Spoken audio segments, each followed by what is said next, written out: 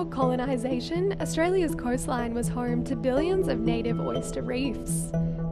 They provided food, habitat, water filtration and coastline protection from stormy seas. But early settlers dredged the seafloor to harvest the native oysters, devastating a species that was crucial for the health of the ecosystem. I like to think of them as ecological superheroes because they are sort of the functional equivalent to trees in a forest or coral reefs in tropical seas. Coffin Bay on South Australia's Eyre Peninsula is known for its Pacific oyster trade. But it was the native Angazi oyster that helped create the local community and industry. We're in the vicinity of Oyster Town.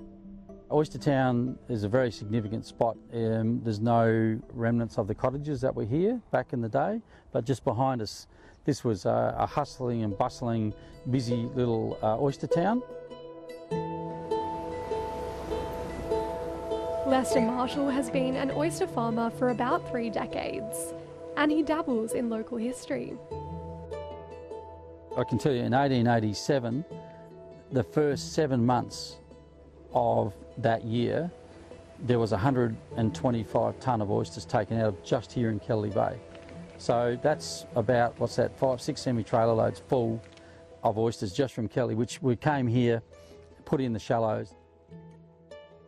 He says while the new colony in South Australia was finding its feet, oysters were a popular, high-protein food source familiar to Europeans. So that was 1843 when it started and went to 1945, so that's 102 years. It took European settlement to completely destroy the Angazi industry that was here back then. Since then, we've started farming Pacific oysters.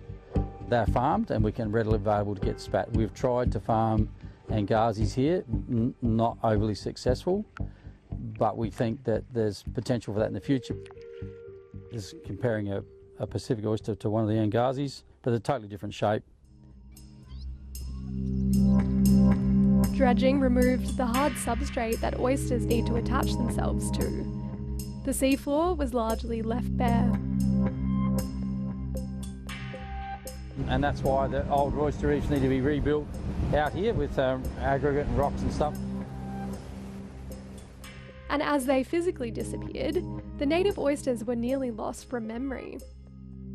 The bounty of the sea must have seemed endless because these reefs were so big, so productive, so chock full of oysters.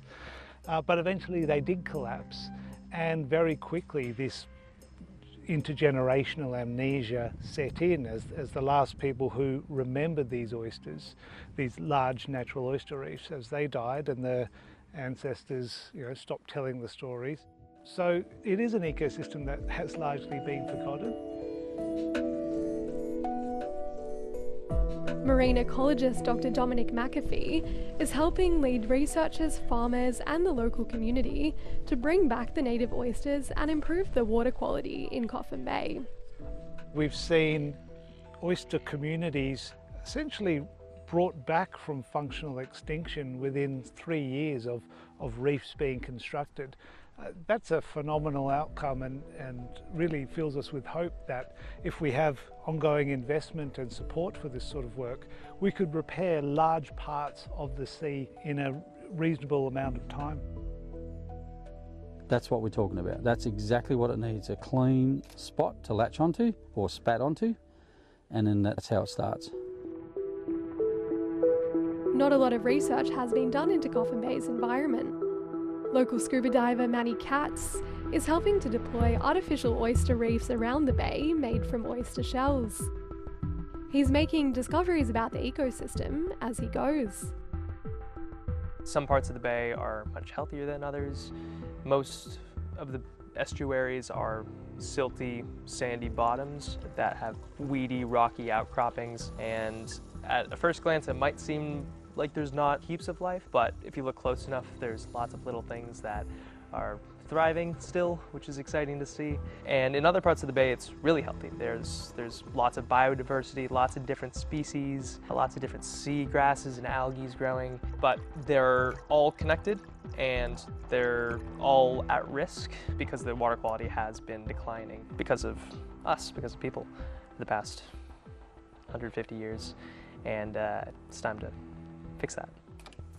Students from nearby schools have been recruited to help with the project, learning new skills along the way. Teaching kids about environmental responsibility is crucial. Right? These kids are going to be growing up, living in these communities, and doing things that are directly impacting the environment on a day-to-day basis, whether that's going out and fishing or just interacting with marine ecosystems, whether it be swimming, fishing, diving. The benefits of reviving lost oyster reefs are vast, from providing shelter for fish to preventing coastal erosion. Angazi oysters are also powerful filter feeders. A single oyster is like a pool pump, able to filter up to 100 litres of water per day. Multiply that by millions of oysters on a reef, and they become the kidneys of the coast, capable of filtering entire estuaries within a matter of days. They're the ecological superheroes Coffin Bay may desperately need. Recent studies indicate a decline in ecosystem health and water quality here due to pollution from the township entering the bay. The objective of this is to improve the stormwater and that runs into the bay. So this is the second largest stormwater outfall in Coffin Bay, and there's works that we've done around the biggest outfall in the town centre and some other smaller projects right around the foreshore. We have such an amazing ecology and industry and tourism dependent on the waters of this bay. I think it's still early days for people making the connection that we all live in a catchment here, and all the runoff from all of our properties, from the roads, all end up in the bay. So as a community, we all have a role to play in protecting the waterway here. But because of that continual dredging of the seafloor, not putting anything back into the water to sustain the oysters, they basically dredged themselves out of existence by the early 1900s. Repairing the damage done by early settlers is a healing journey for the community, as well as the ecosystem.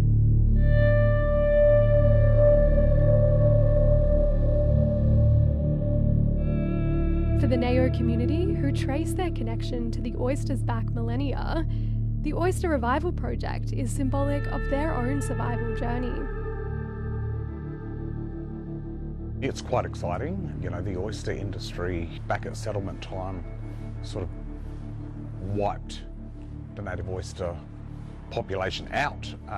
You know, they were extinct as far as a lot of people knew. And then in the last year, they've been slowly watching the native oyster population grow and bounce back, a bit like us, I think. You know, we were nearly annihilated, but here we are, us as Nao people. The Nao population was significantly impacted by the frontier settlement wars on Eyre Peninsula in the mid-1800s. They were awarded native title over Coffin Bay land and waterways in 2023, and the area has significant sites. I'm really connected to that place there, because it's a very sacred place for me, and you know, because I'm a traditional man, I went through traditional law, and I know the law and customs around the area too, you know, and it's pretty strong culture there for us.